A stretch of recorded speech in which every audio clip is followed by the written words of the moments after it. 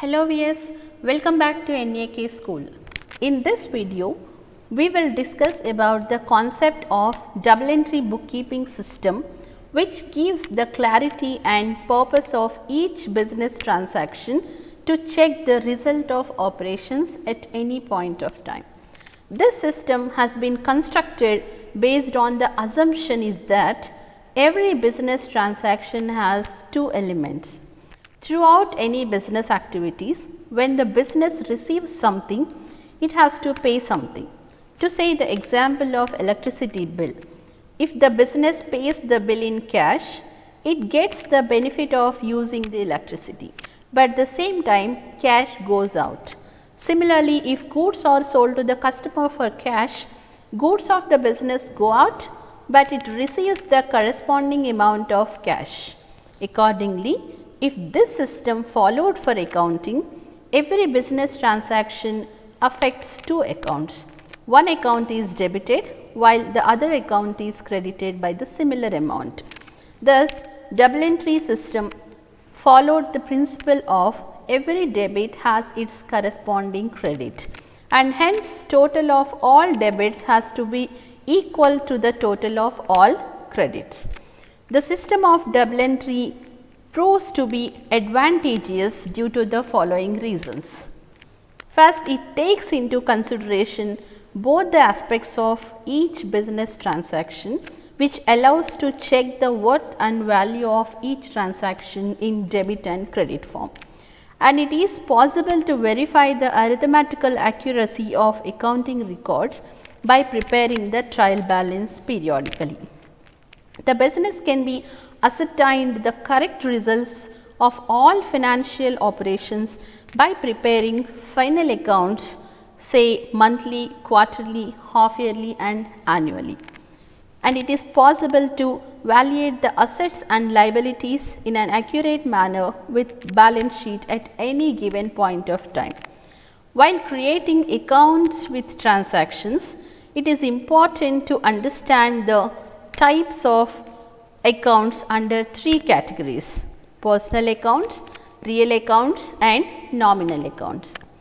Personal accounts are the accounts of persons with whom the organization deals in various categories. In practical circumstances, personal accounts may consist of suppliers, customers, bankers, financial institutions, capital account, etc. And the assets or properties of any business comes under real accounts such as cash, bank accounts, property accounts like land, building, machinery, furniture, etc. Finally, all business operations which gives the result of income, expenditure, profits or losses, etc. are the part of nominal accounts.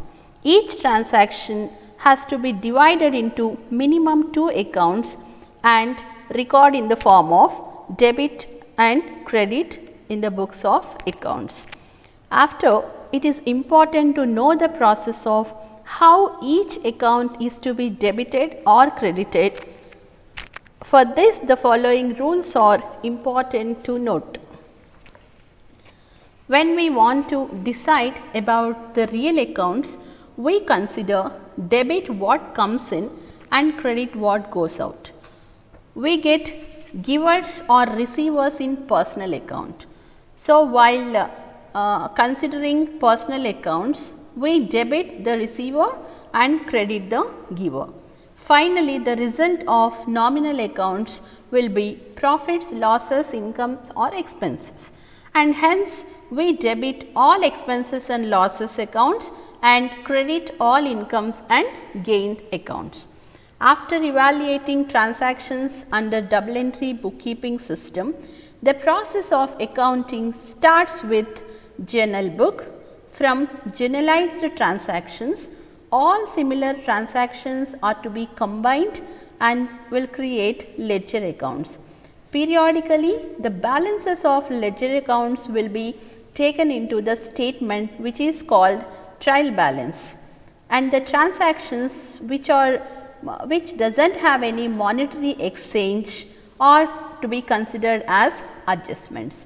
From the trial balance and adjustments, final accounts will be prepared such as trial balance, profit and loss account and balance sheet on periodical basis.